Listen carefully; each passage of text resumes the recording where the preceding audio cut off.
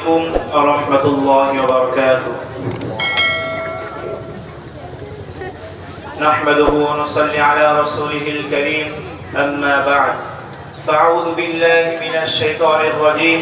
بسم الله الرحمن الرحيم. وما آتاكم الرسول فخذوه وما نهاكم عنه فانتهوا واتقوا الله إن الله شديد العقاب. وقال النبي صلى الله عليه وسلم: من أحب سنتي فقد أحبني كان معي في الجنة.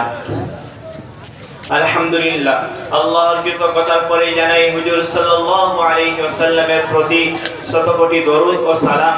অতঃপর আজকের আলোকোজ্জ্বল অনুষ্ঠানের উপস্থিত স্বনামধন্য সভাপতি সাহেব ও শিক্ষক মণ্ডলী এবং আমার সামনে বসে থাকা ছোট বড় দিনী ভাই সকল, আজ আমি আপনাদের সম্মুখে উপস্থিত হয়েছি হুজুর সাল্লাল্লাহু আলাইহি ওয়াসাল্লামের অনুপম আদর্শ নিয়ে আর কিছু আলোকপাত করার প্রয়াস করব ইনশাআল্লাহ। সুতরাং আজ বিশ্বের চরম উৎকর্ষের পরেও বিভিন্ন সমস্যার সম্মুখীন হচ্ছে বিশ্ববাসী, কেননা হুজুর সাল্লাল্লাহু আলাইহি ওয়াসাল্লামের অনুপম আদর্শকে উপেক্ষা করার কারণে, উক্ত কারণে গোটা বিশ্ব আজ বিভিন্ন জটিল সমস্যার কৃষাগারে আচ্ছাদিত। তার মধ্যে আপনাদের সম্মুখে আমি কয়েকটি জটিল সমস্যার ঘটনা খুলে বলবো ইনশাআল্লাহ। প্রথমত, যেমন বহু রাষ্ট্রনায়ক ও দেশের কৃষক তারা নিজেদের দায়িত্বের প্রতি শিথিলতা প্রকাশ করেছে, অথচ রাসূল সাল্লাল্লাহু আলাইহি ওয়াসাল্লাম নিজের জবানে বলেছেন, কুল্লুকুম রাঈন ওয়া কুল্লুকুম মাসউলুন আন রায়াতিহি, তোমরা প্রত্যেককেই দায়িত্বশীল এবং তোমাদের দায়িত্ব সম্পর্কে তোমাদেরকে জিজ্ঞাসা করা হইবে। এর প্রতি যদি তারা লক্ষ্য করত, দৃষ্টি করত, তাহলে এরা কোনোদিনই নিজেদের দায়িত্বের প্রতি শিথিলতা প্রকাশ করত না। এরপরেও বহু অবৈধ যৌনাচারের মধ্যে লিপ্ত হওয়ায় বিশ্বের জনগোষ্ঠীর বিশেষ একটা অংশ এইডস, সিফিলিস ও গনোরিয়ার মতো মারাত্মক ব্যাধিতে আক্রান্ত হচ্ছে, অথচ রাসূল সাল্লাল্লাহু আলাইহি ওয়াসাল্লামের বাণী ওয়ালা তাজিনু এবং আল্লাহর বাণী ওয়ালা তাকরাবুজ জিনা, তোমরা ব্যভিচারের মধ্যে নিকটবর্তী হয়ো না, এর প্রতিও যদি লক্ষ্য করত, তাহলে কোনোদিনই এরকম মারাত্মক গুনাহ ও রোগের মধ্যে আক্রান্ত হতো না। এরপরে অবৈধ যৌনাচারের মধ্যে লিপ্ত হওয়ায় এরকম বিভিন্ন আক্রান্তর মধ্যে পতিত হচ্ছে গোটা বিশ্ববাসী। অবৈধ যৌনাচারের মধ্যে লিপ্ত হয়েছে বলে যদি এরা হুজুর সাল্লাল্লাহু আলাইহি ওয়াসাল্লামের বাণী এবং আল্লাহর ঘোষণার উপর যদি লক্ষ্য করত, কোনোদিনই এরকম গুনাহর মধ্যে ও রোগের মধ্যে আক্রান্ত হতো না। তৃতীয়ত, আজ বিচার কার্যে অবৈধ অর্থের উত্তাপে নিরপেক্ষ বিচারক যিনারা থাকেন, তাদের অবৈধ অর্থের উত্তাপে, ঘুষের টাকার উত্তাপে চোখ অন্ধ হয়ে গেছে, যার কারণে বিচার কার্যে চলছে অসততা, নিষ্ঠুর অন্যায় ভাবে বিচার করছে।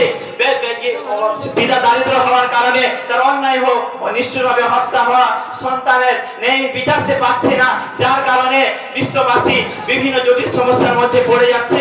শুধু তাই নয়, মায়ের সামনে সন্তান ঘুষের টাকা না দিতে পারায়, সন্তানের সঠিক চিকিৎসা না পেয়ে মায়ের সামনে কাঁদতে দুনিয়া ছেড়ে বিদায় নিয়ে নিচ্ছে। অতএব আমাদের সামনে দিবালোকের মধ্যে স্পষ্ট হয়ে গেল যে হুজুর সাল্লাল্লাহু আলাইহি ওয়াসাল্লামের অনুসরণে অনুকরণেই হতে পারে একমাত্র সমস্যার সমাধান। শুধু তাই নয়, সমাজ থেকে অজ্ঞতা ও মূর্খতা দূর করার জন্য স্থাপন করলেন শিক্ষা কেন্দ্র এবং ঘোষণা দিলেন, তলাবুল ইলমি ফরিদাতুন আলা কুল্লি মুসলিম, দিন শিক্ষা অর্জন করা প্রত্যেকের জন্য অপরিহার্য। তারপরে আল্লাহ তাআলা বলেন, ওমা আতাকুমুর রাসূলু ফাখুযুহু ওয়া মা নাহাকুম আনহু ফান্তাহু, নবী যা করতে বলে তোমরা তা করো, নবী যা প্রত্যাহার করতে বলে তোমরা তা প্রত্যাহার করো, কারণ এর কার মধ্যে রয়েছে এই জগৎ ও পরজগতের সমস্ত কল্যাণ। এরপরে হুজুর সাল্লাল্লাহু আলাইহি ওয়াসাল্লাম বলেন, আন-নিকাহু মিন সুন্নতি ফামান রাগিবা আন সুন্নতি ফালাইসা মিন্নি, অর্থাৎ বিবাহ আমার সুন্নাত, সুতরাং সামর্থ্য থাকা সত্ত্বেও যে ব্যক্তি বিবাহ করে না সে আমার তরিকার বহির্ভূত। তার কথা, বর্তমান বিশ্বে যত প্রকার সমস্যা আছে, তাই সে রাজনীতি, ধর্মনীতি, শিক্ষানীতি, অর্থনীতি হোক না কেন, এক কথায় সর্বকালের, সর্বযুগের, সর্বশ্রেণীর সমস্যার সমাধান। তাই তো বিশ্বের বড় বড় বৈজ্ঞানিক ও পণ্ডিতগণ এক বাক্যে স্বীকার করেছেন, the Islam is the complete code of life. অর্থাৎ ইসলাম শাশ্বত পূর্ণাঙ্গ জীবন বিধি।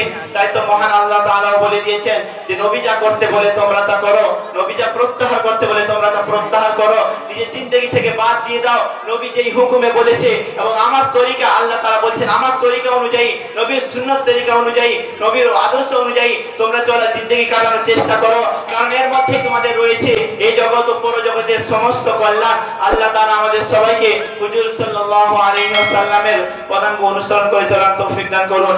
আমিন। ওয়া আখিরু দাওয়ানা আলহামদুলিল্লাহি রাব্বিল আলামিন।